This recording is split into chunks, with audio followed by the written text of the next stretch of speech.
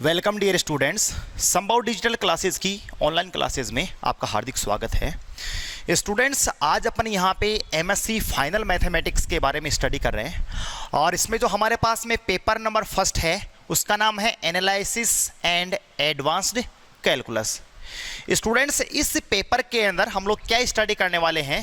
सबसे पहले अगर अपन इसमें बेसिक चीज़ बात करें तो हमारे पास में पेपर्स के अंदर 5 यूनिट्स होती हैं और इसमें जो हमारे पास में सबसे पहले, जैसे आप लोगों ने एमएससी प्रीवियस के अंदर पहला पेपर आप लोगों ने एडवांस्ड एब्स्ट्रैक्ट अलजेब्रा पढ़ा है, वहाँ पे आप लोगों ने जो ग्रुप वगैरह पढ़ा था उससे थोड़ा सा आगे आप लोग यहाँ पे स्पेस के बारे में स्टडी करेंगे।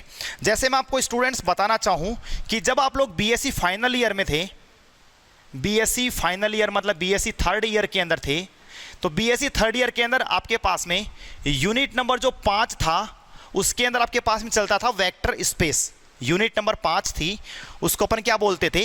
वेक्टर स्पेस, या इसी वेक्टर स्पेस को दूसरा नाम हम बोलते हैं क्या? Linear space. ठीक है, या तो वेक्टर स्पेस बोलते हैं या इसको क्या बोलते हैं? Linear space. ये हमने कहां पढ़ा था स्टूडेंट्स? बीएससी थर्ड ईयर के अंदर यूनिट नंबर 5 था हमारे पास में पेपर नंबर फर्स्ट के अंदर। जो पेपर नंबर फर्स्ट था एब्स्ट्रैक्ट अलजेब्रा, उसके अंदर आपके पास में यूनिट नंबर 5 में था। ठीक है तो उसका अपन यहाँ पे स्टडी करेंगे। तो वेक्टर स्पेस की थोड़ी सी एडवांस स्टडी करेंगे हम यहाँ पे। सबसे पहले जैसे यहाँ पे अपन इस पेपर नंबर फर्स्ट का नाम है एनालिसिस एंड एडवांस्ड कैलकुलस। इसमें सबसे पहले अगर हम यहाँ पे यूनिट नंबर फर्स्ट में टॉपिक्स की स्टडी की बात करें कि कौन कौन से टॉपिक्स हम लोग पढ़ने वाले हैं, तो सबसे पहले हमारे पास में क्या पढ़ेंगे हम लोग? लीनियर स्पेस पढ़ लेंगे। ठीक है, लीनियर स्पेस के बाद में जस्ट हमारे पास में दूसरा वर्ड कौन सा आएगा? नॉर्मलाइज्ड या नॉर्म्ड लीनियर स्पेस। नॉर्म्ड लीनियर स्पेस पढ़ेंगे। अच्छा, ये दोनों पढ़ने से पहले हमारे पास में एक डेफिनेशन आती है मैट्रिक स्पेस। और ये जो मैट्रिक स्पेस, यहां पे मैं टॉपिक लिख देता हूं वैसे, ये मैट्रिक स्पेस की आपके पास में बुक्स चलती थी students BSc part second year के अंदर। बीएससी पार्ट सेकेंड ईयर के अंदर मैट्रिक स्पेस की बुक्स चलती थी हमारे पास में। अच्छा, ये दो टॉपिक जैसे आप पढ़ोगे, लीनियर स्पेस पढ़ोगे, नॉर्मलाइज्ड या नॉर्म्ड लीनियर स्पेस पढ़ोगे। तीसरा आप लोग जब कंटिन्यूअस फंक्शंस पढ़ोगे, कंटिन्यूअस फंक्शंस की हम लोग स्टडी करेंगे। कंटिन्यूअस फंक्शंस के जस्ट बाद में जॉइंट कंटिन्यूअस फंक्शन या जॉइंटली कंटिन्यूअस फंक्शंस की स्टडी करेंगे। जॉइंटली कंटिन्यूअस फंक्शंस की स्टडी करेंगे। ठीक है, इसके जस्ट बाद में हमारे पास में जो टॉपिक्स आता है वो हमारे पास में जैसे क्या आता है?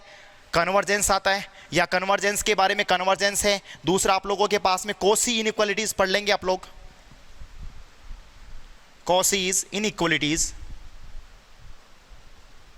नेक्स्ट आप लोग क्या पढ़ेंगे? बेंच पढ़ेंगे, स्पेस।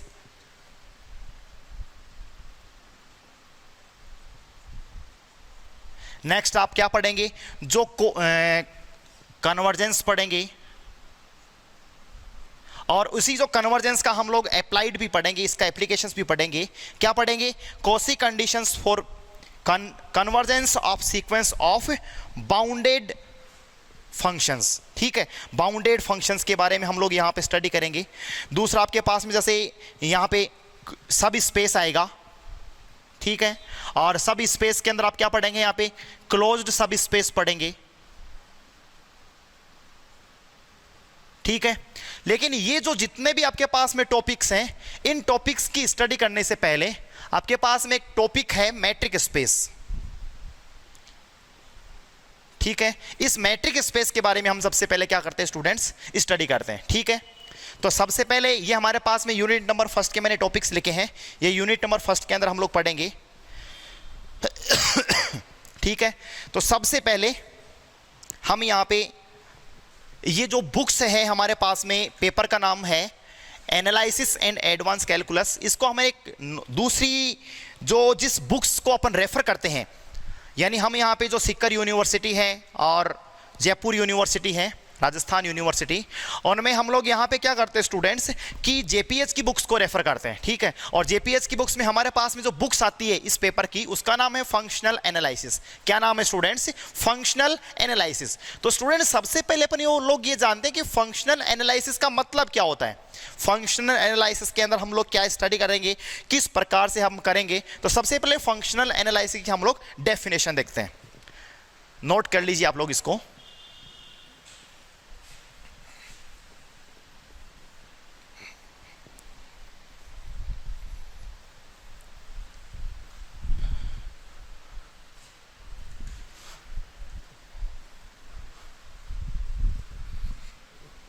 सबसे पहले आप यहां पे टॉपिक लगाइए functional analysis.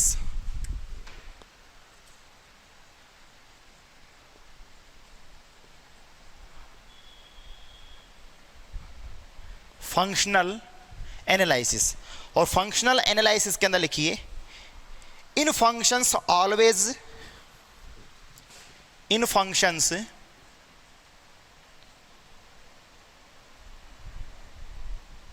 always we studies, in functions always we studies some structure, some structure whose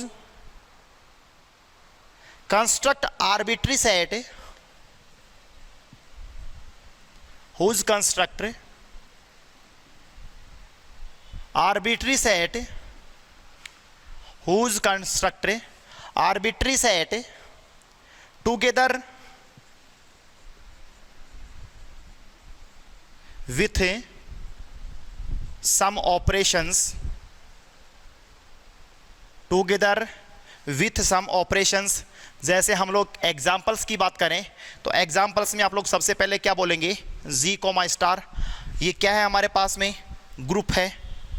क्या आप लोगों ने जो ग्रुप की स्टडी की है, एमएससी प्रीवियस में भी की है, आप लोगों ने बीएससी के अंदर भी की है। ग्रुप क्या होता है स्टूडेंट? आप लोगों ने देखा था कि जी तो आपके पास में क्या होता है, एक आर्बिट्री सेट होता है। जी तो आपके पास में क्या है, एक आर्बिट्री सेट है।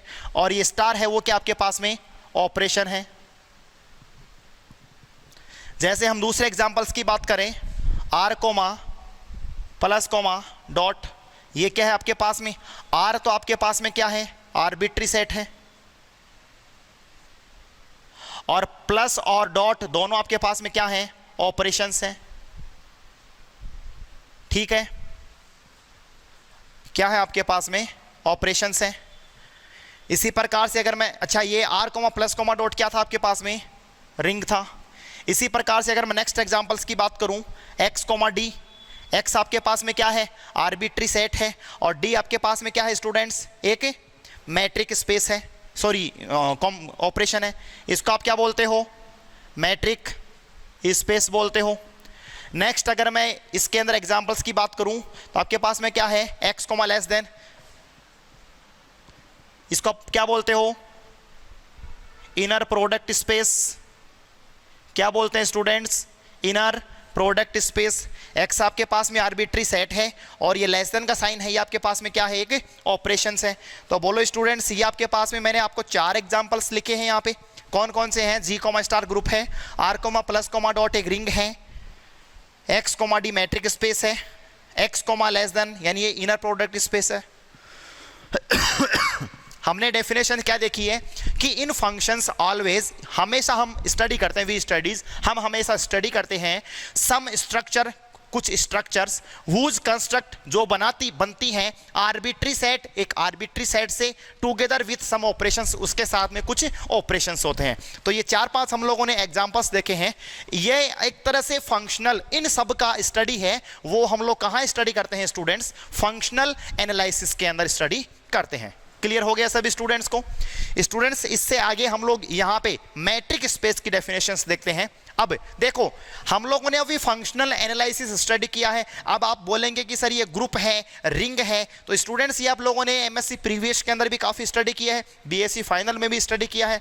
अब हमारे पास में जो देखो मैंने आपको अभी यूनिट नंबर फर्स्ट का अभी मैंने आपको सिलेबस बताया है। यहाँ पे यूनिट नंबर फर्स्ट अभी हम लोग स्टार्ट कर रहे हैं यहाँ पे, और यूनिट नंबर फर्स्ट के अंदर जो मैंने आपको सिलेबस बताया है उसके अंदर हम लोगों ने क्या देखा है स्टूडेंट्स, लीनियर स्पेस देखा है। क्या देखा है स्टूडेंट्स, लीनियर स्पेस। और जो ये लीनियर स्पेस के जस्ट बाद में आपके पास में जो नॉर्मल लीनियर स्पेस आएगा,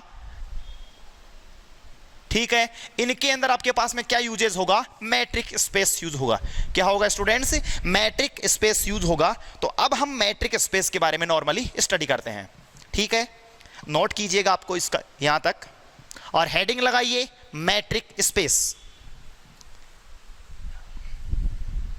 हेडिंग लगाइए सभी student, metric space.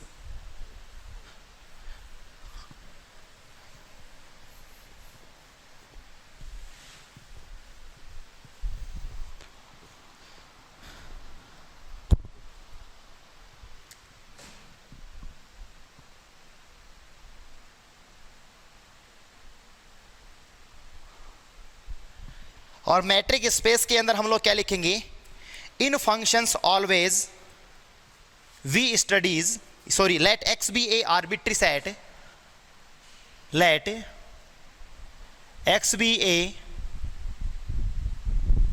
Arbitrary set, capital X है वो आपके पास में क्या दे रखा है, एक आर्बिट्री सेट दिया हुआ है। इसके आगे क्या लिखेंगे, then a map, then a map, एक मैपिंग होगा phi X to R is called metric, is called metric if it satisfied some या फॉलोइंग एक्सिम्स, फॉलोइंग एक्सिम्स। यहां पे हमने क्या लिखा है कि let X be a arbitrary set, X आपके पास में एक आर्बिट्री सेट है, देन एक मैपिंग दे रखी है phi such that X to R is called a metric. Metric कहलाता है ये, मैट्रिक स्पेस नहीं कहलाता है स्टूडेंट्स, ओनली मैट्रिक कहलाता है, ध्यान रखिएगा। If it satisfied following axioms, यानी जो नीचे एक्सिम्स दी हुए हैं, यानी नीचे जो प्रॉपर्टीज दी हुई है उनको क्या करता है, ये फॉलो करता है। फर्स्ट एक्सिम्स क्या है आपके पास में students, D x comma Y greater than equal to 0। Second axioms क्या है, D x comma Y equal to 0, और ये होगा इसका मतलब इफ एंड ओनली इफ क्या होगा, एक्स बराबर वाई होगा। थर्ड एक्सिम्स क्या होता है, देखो ये जो डेफिनेशन लिख रहा हूं मैं, आप लोगों ने बीएससी पार्ट सेकंड के अंदर सेम डेफिनेशंस आपने पढ़ा है, वो मैं लिख रहा हूं। थर्ड प्रॉपर्टी मैंने आपको क्या बताया, थर्ड प्रॉपर्टी क्या होती है students, D x comma Y equal to D Y comma X होता है, जिसको स्टूडेंट्स हम लोग क्या बोलते हैं, सिमेट्रिक प्रॉपर्टी बोलते हैं, सिमेट्रिक प्रॉपर्टी। जो थर्ड नंबर की प्रॉपर्टी होती है D x comma Y equal to D Y comma X, इसको अपन क्या बोलते हैं, सिमेट्रिक प्रॉपर्टी बोलते हैं। और फोर्थ प्रॉपर्टी क्या होती है हमारे पास में, D X Y less than equal to D x comma Z plus D Z comma Y, ठीक है, ये हमारे पास में फोर्थ प्रॉपर्टी होती है। और स्टूडेंट्स यहां पे आपको देखो एक चीज याद होनी चाहिए, इसको हम लोग क्या बोलते हैं, ट्राइंगुलर प्रॉपर्टी बोलते हैं,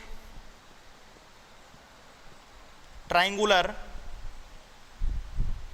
प्रॉपर्टी बोलते हैं।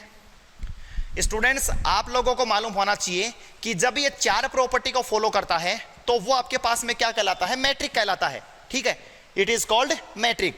लेकिन अगर ये है इन चारों अब नीचे आप लिखोगे क्या लिखोगे, and x comma D is called a metric space.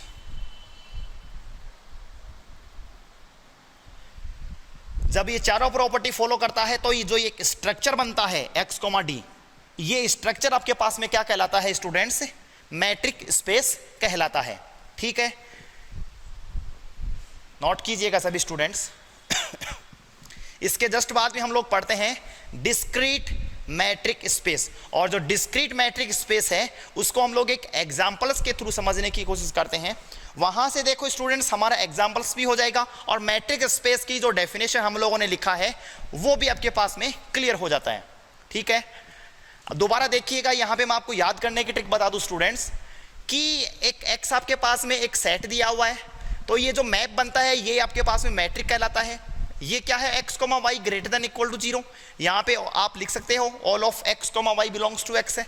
यहाँ पे मतलब एक्स वाई जेड जो तीनों एलिमेंट्स हैं वो क्या है, बिलोंग्स टू कैपिटल एक्स है, एक्स के सदस्य हैं। ठीक है, अब यहाँ पे आप ये देखिएगा कि जैसे हम लोग इसको, ये d है, ये d का मतलब क्या दे रखा है यहाँ पे, एक तरह से डिस्टेंस लेकर के आपको समझना है। जैसे आप लोग एक हेडिंग लगाइए, उस हेडिंग के अंदर टॉपिक्स का नाम है डिस्क्रीट मैट्रिक स्पेस, और उसको हम लोग पूरा, ये पूरी प्रॉपर्टी हमारे पास में अच्छी तरह से क्लियर होती है। टॉपिक लगाइएगा आप students discrete matric space.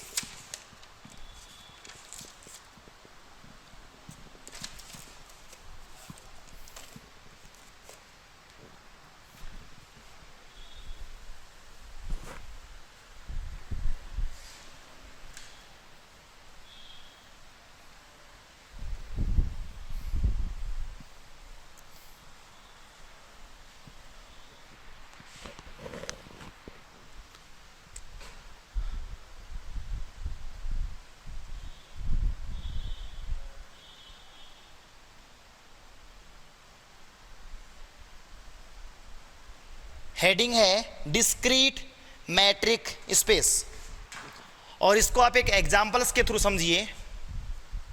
Examples आपको दिया हुआ है, क्या दिया हुआ है, D of x comma Y equal to 0,1 दिया हुआ है। 0 कब दिया हुआ है, जब आपके पास में x इक्वल टू वाई दिया हुआ है, और x not equal to Y दिया हुआ है, तो आपको वैल्यूज क्या दी हुई है, 1 दी हुई है। यहाँ पे आप लिख सकते हो all of x comma Y belongs to क्या है, आर है, रियल नंबर्स है। ठीक है, नीचे आप लिखेंगे prove that R comma D is a metric space. आपको प्रूफ करना है कि जो ये आर कोमा डी एक स्ट्रक्चर बन रहा है, ये आपके पास में क्या है, मैट्रिक स्पेस है। स्टूडेंट्स देखना, सभी विद्यार्थी देखेंगे कि आपके पास में डी एक्स कोमा वाई 0 दिया हुआ है, 1 दिया हुआ है। 0 कब दिया हुआ है, जब x की वैल्यू और y की वैल्यू दोनों की वैल्यू क्या हो, बराबर हो। और x not equal to Y दिया हुआ है, जब आपके पास में x comma Y belongs, x not equal to Y हो। यहाँ पे देखना, सबसे पहले यहाँ पे मैं एक जो चारों प्रॉपर्टी आप लोगों ने देखी है वो मैं लिख रहा हूँ, उसी के बेसिस पे हम लोग इसको पूरा सोल्व करते हैं। देखो स्टूडेंट्स, पहली प्रॉपर्टी आपके पास में क्या थी, D of x comma Y क्या था आपके पास में, ग्रेटर देन इक्वल टू 0 था। दूसरी प्रॉपर्टी आप लोगों ने क्या देखी थी, D of x comma Y equal to 0 था, ये था, तो क्या होना चाहिए, एक्स बराबर क्या होना चाहिए, वाई होना चाहिए। थर्ड प्रॉपर्टी क्या देखा था स्टूडेंट्स आप लोगों ने, कि D of x comma Y के बराबर क्या होना चाहिए, D of Y comma X होना चाहिए। और फोर्थ प्रॉपर्टी क्या देखा है, D x comma Y less than equal to D x comma Z plus D Z comma Y. इन चार प्रॉपर्टी का आपको ध्यान रखना है, और इन चारों प्रॉपर्टी के बेसिस पे हम लोग इस पूरे क्वेश्चंस को सोल्व करने की कोशिश करते हैं। चलो देखिएगा स्टूडेंट्स, इसका सॉल्यूशंस देखेंगे। कैसे देखेंगे हम लोग, सबसे पहला पॉइंट, यानी हमारे को मैट्रिक स्पेस दिखाने के लिए ये चारों प्रॉपर्टी हमें दिखानी पड़ेगी, और इसमें से पहली प्रॉपर्टी क्या दे रखी है, D x comma Y greater than equal to 0 दे रखा है। तो पहली प्रॉपर्टी आप लिखिएगा, D x comma Y equal to क्या दे रखा है स्टूडेंट्स, आपको 0 दिया हुआ है। कब दिया हुआ है, when X equal to Y हो। और इसी के अंदर D of x comma Y की वैल्यू क्या दी हुई है आपको, 1। क्वेश्चंस के अंदर ध्यान देना, अब वहां ध्यान नहीं देना है। D of x comma Y की वैल्यू 0 दे रखी है, कब दे रखी है, when X equal to Y हो। और D of x comma Y की वैल्यू 1 दे रखी है, कब दे रखी हो, व्हेन एक्स और वाई की वैल्यू इक्वल नहीं हो। इट मींस आप मेरे को ये बताइएगा, चाहे दोनों में से कोई भी कंडीशन हो, आपके पास में जो वैल्यू है वो ग्रेटर देन इक्वल 0 ही आ रही, ये तो बराबर 0 है और ये 0 से बड़ी है, इसका मतलब आप क्या बोल सकते हो, d of x comma Y is greater than equal to 0। ठीक है क्या? और ये ग्रेटर देन इक्वल टू 0 होता है तो पहली जो कंडीशंस है वो आपकी क्या होती है स्टूडेंट्स, प्रूफ होती है। क्लियर, समझ में आ गया क्या भाई? पहली प्रॉपर्टी आपकी क्या थी, d of x comma Y greater than equal to 0 होना चाहिए, या तो 0 के बराबर होना चाहिए या 0 से बड़ा होना चाहिए। तो देखो अगर ये x की वैल्यू और y की वैल्यू बराबर आती है तो भी 0 है, और दोनों की वैल्यू बराबर नहीं है तो 1 है। ये मतलब या तो 0 है या 0 से ये बड़ा है, 0 से छोटी वैल्यू तो कोई भी नहीं है। इसका मतलब ये हमारे पास पहली कंडीशंस फॉलो करती है। दूसरी कंडीशंस देखिएगा, अगर x कोमा y की वैल्यू 0 आ रही है इसका मतलब x इक्वल टू क्या होना चाहिए, y होना चाहिए। चलो देखेंगे दूसरी प्रॉपर्टी। स्टूडेंट्स दूसरी प्रॉपर्टी में अब आप इसको छुपा दीजिएगा, क्वेश्चन के ऊपर ध्यान दीजिएगा। क्वेश्चन में आपको क्या दिया हुआ है, d of x comma Y equal to क्या दिया हुआ आपको, 0 दिया हुआ है। कब दिया हुआ है, इसका मतलब x और y की वैल्यू दोनों वैल्यू बराबर है या नहीं है, बोलो है या नहीं स्टूडेंट्स? अगर ये वाली वैल्यू बराबर है, यानी मैं इसको थोड़ा सा सिस्टम से लिखूं कि if x equal to y, if x equal to y then d of x comma y equal to 0। यानी अगर x की वैल्यू और y की वैल्यू 0 है तो d of x y की वैल्यू स्टूडेंट्स क्या आ रही है, 0 आ रही है। और दूसरी कंडीशन से मैं लिख रहा हूं मैं, and d of x comma y की वैल्यू 0 आ रही है, इसका मतलब क्या है, देन x की और y की वैल्यू दोनों की वैल्यू क्या है, बराबर है। चाहे आप कैसी भी लिख दीजिए, नीचे लिखोगे अदरवाइज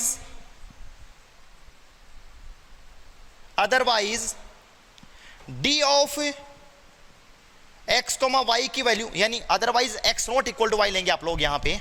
दूसरी condition, otherwise x not equal to y में लेंगे, इसका मतलब क्या होगा, then d of x comma Y की वैल्यू क्या है, 1। अगर x की वैल्यू और y की वैल्यू अलग अलग है, इसका मतलब d ऑफ x y की वैल्यू क्या आ रही है, 1 आ रही है। नीचे क्या लिखोगे, which is wrong, which is wrong, जो क्या आपके पास में गलत है, नीचे लिखेंगे so d of x comma Y equal to 0। दोनों कंडीशंस आपके पास में प्रूफ हो चुकी है, दोनों कंडीशंस प्रूफ हो चुकी है, पहली और दूसरी। अब नीचे आएंगे हम लोग कौन सी कंडीशंस के ऊपर स्टूडेंट्स, थर्ड कंडीशंस के ऊपर। और थर्ड कंडीशंस में आपको क्या दिया हुआ है कि d ऑफ एक्स वाई की वैल्यू और d ऑफ वाई एक्स की वैल्यू, दोनों की वैल्यू क्या है स्टूडेंट्स, बराबर है। तो देखना यहां पे थर्ड कंडीशंस के अंदर आप क्या लिखेंगे,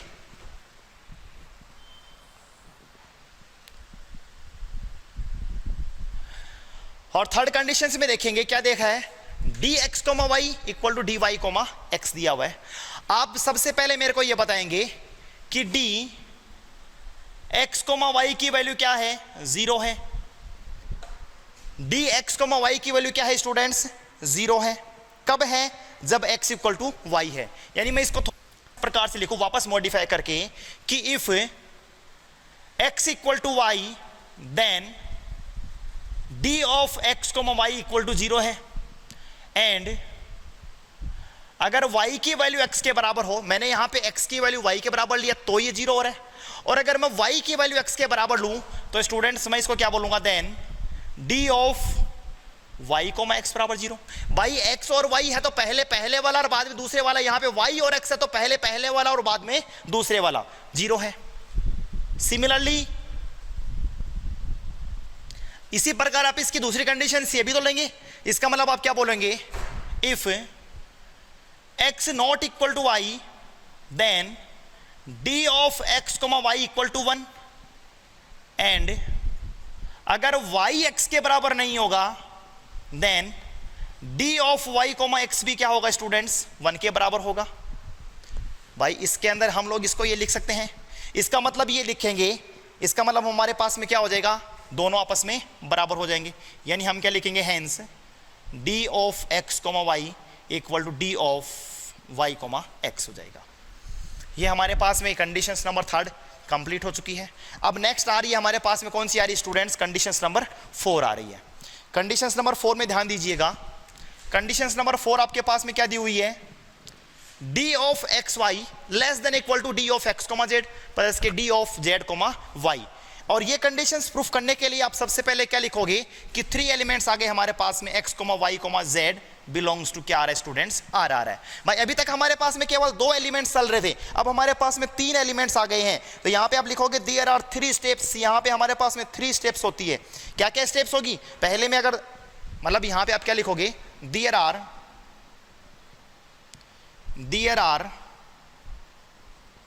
3 स्टेप्स। यहाँ पे 3 स्टेप्स है।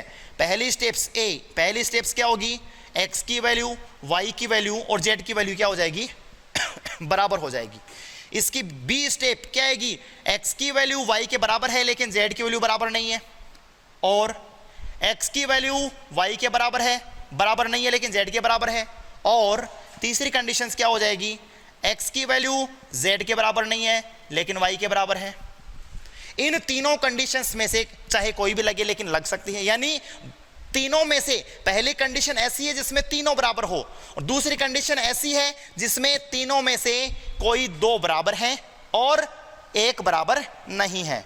और सी वाली कंडीशंस आती है, वो क्या आती है, या तो x not equal to y होना चाहिए, और या y not equal to z होना चाहिए, और x नॉट इक्वल टू क्या होना चाहिए, z होना चाहिए। मतलब दो के बीच में हम लोगों ने देखा है या तो x और y बराबर नहीं है, या yz बराबर नहीं है, या x और z आपस में बराबर नहीं है। यहां पे हमारे पास में 3 कंडीशंस क्रिएट होती हैं और तीनों कंडीशंस को हम लोग यहां पे अलग अलग देखने की कोशिश करते हैं। ठीक है, अगर हमारे पास में तीनों वैल्यूज x की वैल्यू, y की वैल्यूज और z की वैल्यू बराबर है यानी हम यहां पे a वाली कंडीशंस लेते हैं, अगर तीनों वैल्यूज हमारे पास में बराबर हैं, इसका मतलब आप क्या बोलोगे, d of x comma Y equal to D of Y comma z equal to D of Z comma x. तीनों की वैल्यू आपस में क्या होगी, बराबर होगी।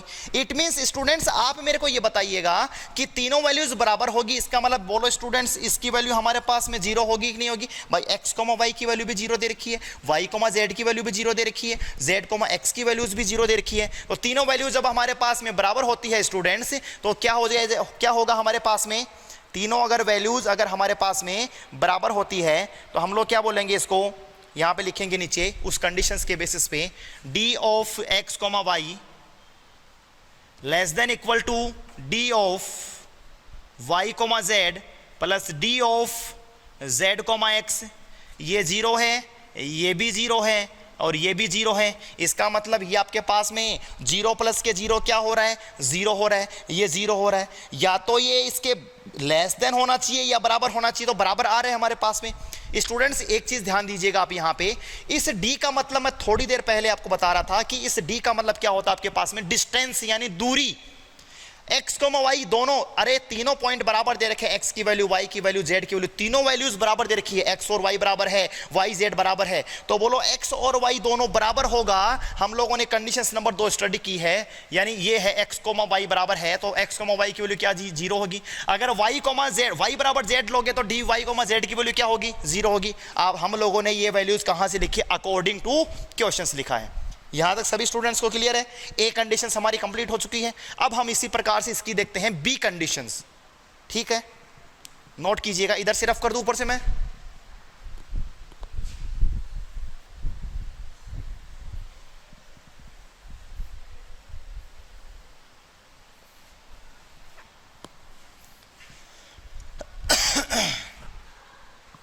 B conditions,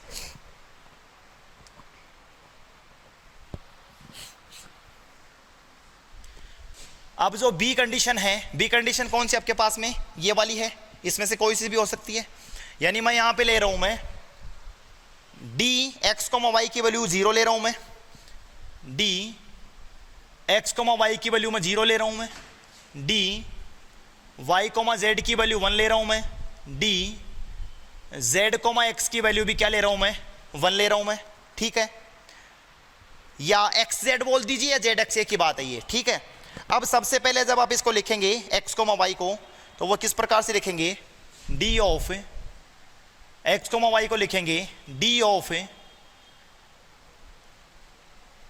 x comma z plus के d of z comma y। D of Z comma y. तो थोड़ा सा आप इसको मॉडिफाई कर लिएगा, ये जेड कोमा वाई है, ठीक है, और ये आपके पास में एक्स कोमा जेड है, ठीक है। तो बोलो इसकी वैल्यू क्या दे रखी है 0, इसकी वैल्यू क्या दे रखी है 1 प्लस के 1 दे रखी है। बोलो 1 + 1 कितना हो जाएगा 2 हो जाएगा। तो बोलो 2 इससे बड़ा है या नहीं है, कंडीशंस को फॉलो कर रहे हैं। अगर आप बोलेंगे कि सर आपने इसकी वैल्यू 0 क्यों ली, इसकी वैल्यू 0 ले लीजिए, तो स्टूडेंट्स यहाँ पे 1 लेस देन इक्वल टू, अगर ये लोगे तो क्या होगा 1 less than equal to 0 plus का 1। तो बोलो 0 + 1 कितना हो रहा है 1 हो रहा है। तो बोलो ये इसके बराबर हो रहा है कि नहीं हो रहा, हो रहा है या नहीं हो रहा। इसका मतलब ये वाली कंडीशंस भी फॉलो कर रहा है। इसी प्रकार से सी वाली कंडीशंस लोगे, यानी सी वाली कंडीशंस क्या दे रखी है आपके पास में, ये वाली कंडीशंस दे रखी है। और अगर ये वाली कंडीशंस लेंगे आप लोग, पहले कंडीशंस लिख लीजिए, x not equal to y, y not equal to z, z not equal to x, it means d of x comma Y की वैल्यू क्या होगी 1 होगी, d of y comma z की वैल्यू क्या होगी 1 होगी। और इसी प्रकार से या z कोमा वाई, या इसको z कोमा y बोल देंगे, ठीक है। इसी प्रकार d ऑफ इसको x कोमा z की वैल्यू भी क्या होगी 1 होगी। अकॉर्डिंग टू क्वेश्चंस तीनों की वैल्यू अगर नॉट इक्वल टू है तो उसकी वैल्यू क्या होती है 1 होती है। कॉमा लगा रहा हूं मैं यहाँ पे, की वैल्यू 1 है, कॉमा लगा दिया, ठीक है। तो आप मेरे को ये बताइए, अपनी कंडीशंस के ऊपर जाइए, d ऑफ एक्स वाई, चूंकि d of x comma Y less than equal to d of x comma z plus d of z comma y. तो बोलो स्टूडेंट्स इसकी वैल्यू कितनी है 1 less than equal to 1 plus का 1। बोलो ये 1 + 1 कितना हो गया 2 हो गया, ये लेस देन इक्वल टू 1। बोलो 2 की वैल्यू 1 से बड़ी है या नहीं है, बड़ी भी है, तो कंडीशंस को फॉलो कर रहे हैं। तो आपके पास में ये जो क्वेश्चंस था वो कंप्लीट होता है, और यही आपके पास में क्या होता है स्टूडेंट्स, डिस्क्रीट मैट्रिक स्पेस होता है। क्या होता है स्टूडेंट्स, डिस्क्रीट मैट्रिक स्पेस होता है। क्लियर, समझ में आ गया सभी को। अब हम इसके अंदर एक पॉइंट और देखेंगे जिसका नाम है हमारे पास में distance between a point and a subset. Distance between a point and a subset. Rough कर दूंगी इसको मैं।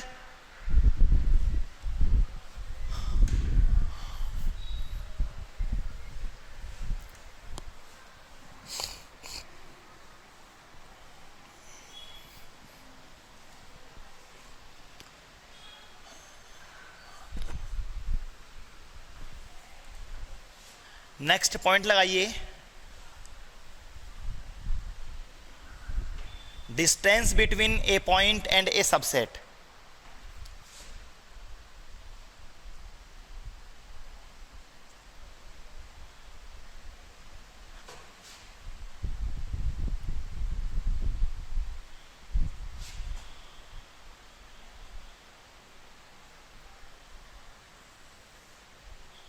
Distance between a point and a subset.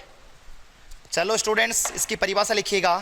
Let A be a non empty subset, let A be a non empty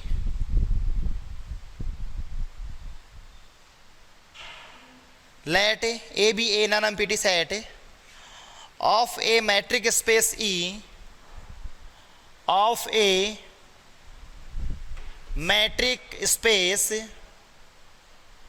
E, and X belongs to E, then the distance between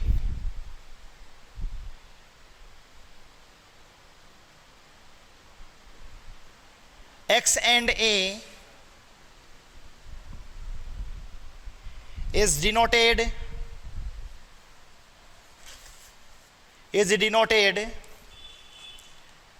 D of X comma A equal to GLB D of X comma Y such that ये GLB क्या होता है? Greatest lower bound, greatest lower bound, और इसी को क्या बोलते हैं शॉर्ट भाषा में सुप्रीमम बोलते हैं। क्या बोलते हैं स्टूडेंट्स? सुप्रीमम बोलते हैं। ठीक है,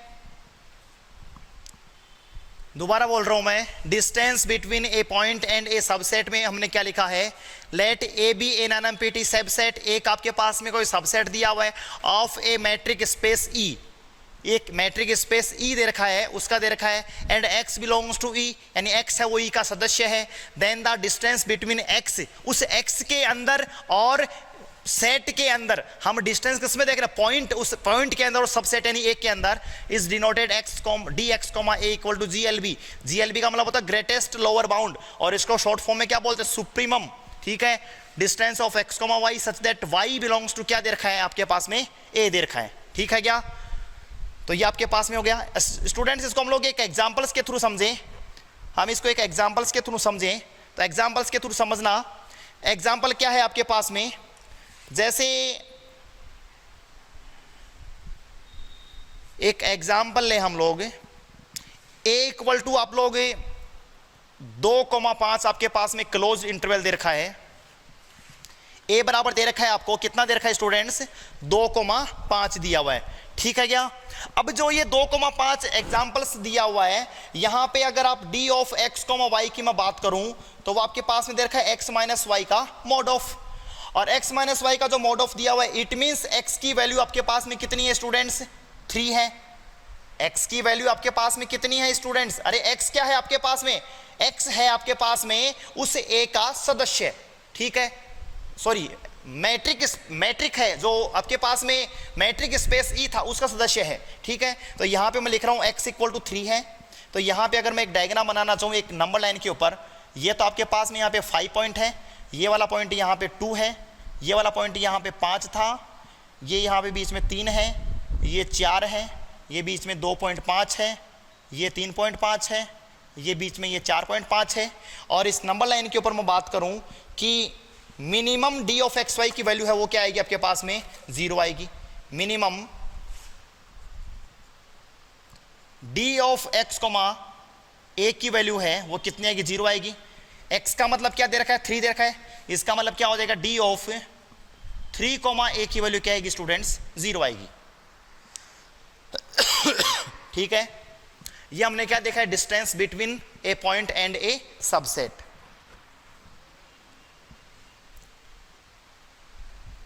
इसके आगे की जो स्टडी है और पॉइंट्स हमारे पास में, वो हम लोग नेक्स्ट वीडियोस के अंदर स्टडी करेंगे।